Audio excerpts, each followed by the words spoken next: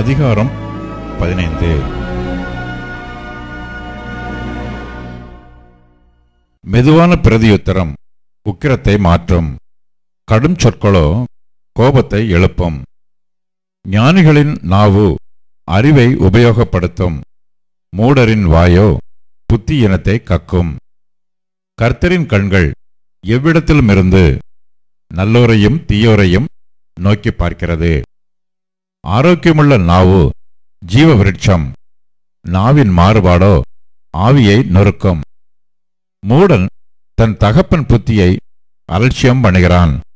கடிந்து கொள்ளுதலை கவனித்து நடக்கிறவனோ விவேகி. நீதிமானுடைய வீட்டில் அதிக பொக்கிஷம் உண்டு. துன்மார்க்கனுடைய வருமானத்திலோ துன்பம் உண்டு. ஞானிகளின் உதடுகள் அறிவை இறைக்கும். மூடரின் இருதயமோ அப்படியல்ல. துன்மார்க்கருடைய பலி கர்த்தருக்கு அருவருப்பானது. செம்மையானவர்களின் ஜெபமோ அவருக்கு பிரியம். துன்மார்க்கனுடைய வழி கர்த்தருக்கு அருவருப்பானது.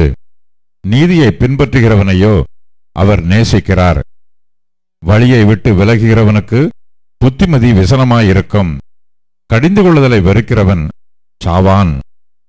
பாதாளமும் அழிவும் கர்த்தரின் பார்வைக்கு பிரத்யட்சமாயிருக்க மனு புத்திரருடைய இருதயம் அதிக பிரத்யட்சமாய் இருக்குமல்லவோ.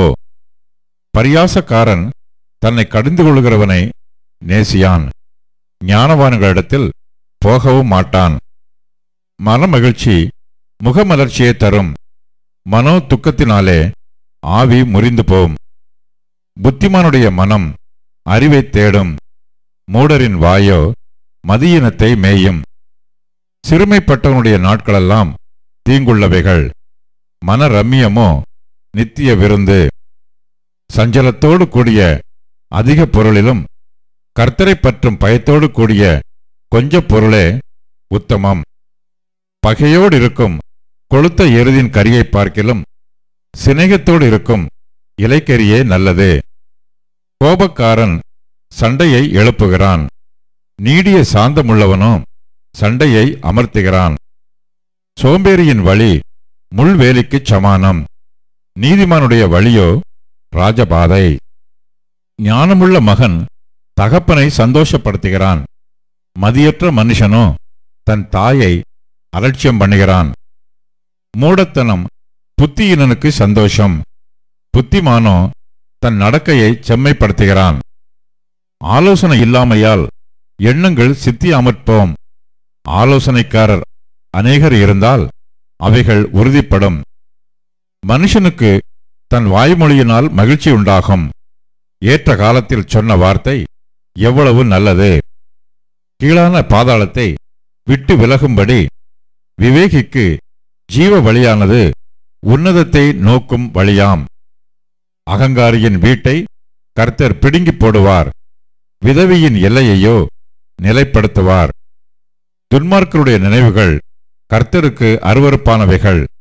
சுத்தவான்களுடைய வார்த்தைகளோ இன்பமானவைகள். பொருளாசைக்காரன் தன் வீட்டை கலைக்கிறான். பரிதானங்களை வெறுக்கிறவனோ பிழைப்பான். நீதிமானுடைய மனம் பிரதியுத்தரம் சொல்ல யோசிக்கும். துன்மார்க்கனுடைய வாயோ தீமைகளை கொப்பளிக்கும். துன்மார்க்கருக்கு கர்த்தர் தூரமாயிருக்கிறார்.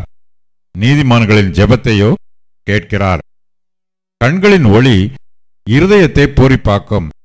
நற்செய்தி எலும்புகளை புஷ்டியாக்கும். ஜீவனுக்கேதுவான கடிந்து கொள்ளுதலை ஏற்றுக்கொள்ளும் காது ஞானிகளிடத்தே தங்கும்.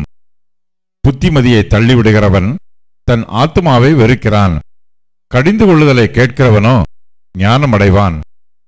கர்த்தருக்கு பயப்படுதல் ஞானத்தை போதிக்கும். மேன்மைக்கு முன்னானது தாழ்மை.